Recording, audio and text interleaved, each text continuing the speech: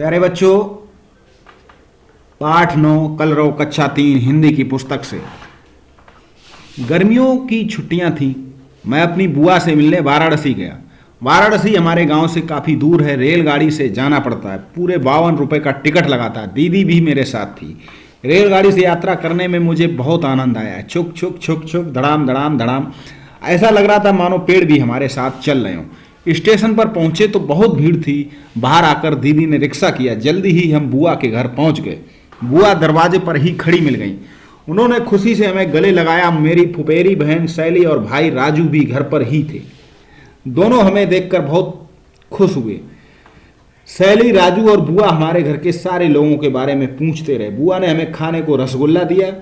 इतना बड़ा रसगुल्ला पर मैं एक ही बार में खा गया। मेरा मुंह रस से भर गया।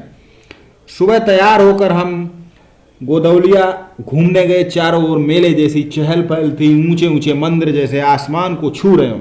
घंटे घड़ियालों की आवाजें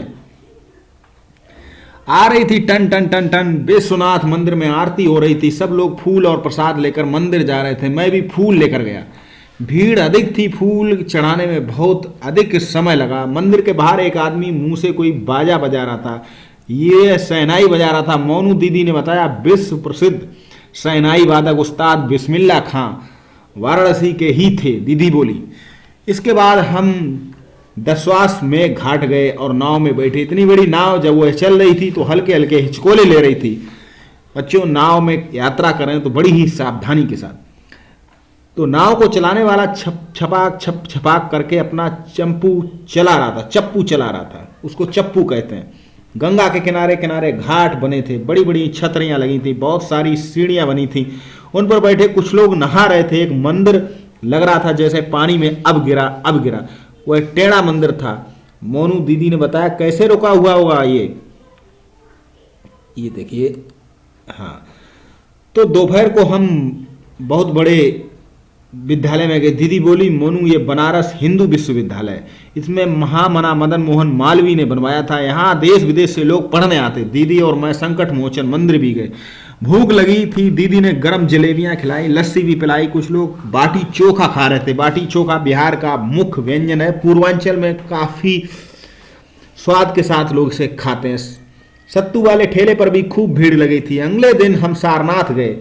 वहां हमने एक बड़ी इमारत देखी। बड़ी बड़ी मूर्तियां और बहुत सी पुरानी वस्तुएं रखी थी। दीदी ने बताया इसे संग्रहालय कहते हैं। संग्रहालय में अशोक की लाट भी रखी थी जिसके ऊपर हिस्से में 4 सिंह बने थे। दीदी ने बताया कि हमारे देश का राज चिन्ह उसी से लिया गया है। हमने बौद्ध मंदिर और बौद्ध स्तूप भी देखे। लौटते समय हम रेलगाड़ियों का इंजन बनाने का कारखाना भी देखने गए। शाम को हम बाजार घूमने निकले। लहुरावीर में घूमते घूमते रात हो गई। हम वापस घर लौट आए। रात को शैली और राजू से खूब बातें हुई। सुबह हमें लौटना था। बुआ ने गले लगाते हुए हमसे अगली छुट्टियों में आने को कहा। शैली और राजू दूर तक हमें जाते देखते रहे।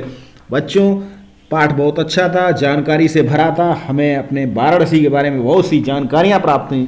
लेकिन इससे मैं यही कहना चाहूँगा, सीख देना चाहूँगा कि जब भी हम कहीं अपने रिश्तेदारी रिलेटिव में घूमने जाएं, कहीं बाहर घूमने जाएं, तो बड़ी ही सतर्कता रखें।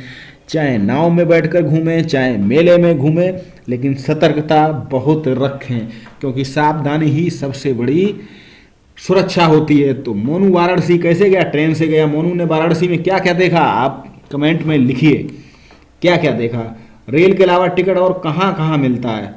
चलिए ये भी बताइए कैसी आवाज़ें आती हैं। तो ये थे आपके प्रश्न। और चलिए फिर मिलेंगे अगले पाठ बंदरबाट में। तब तक के लिए आप सभी को नमस्कार। चैनल को सब्सक्राइब कर घंटी का बटन जरूर दबाएं।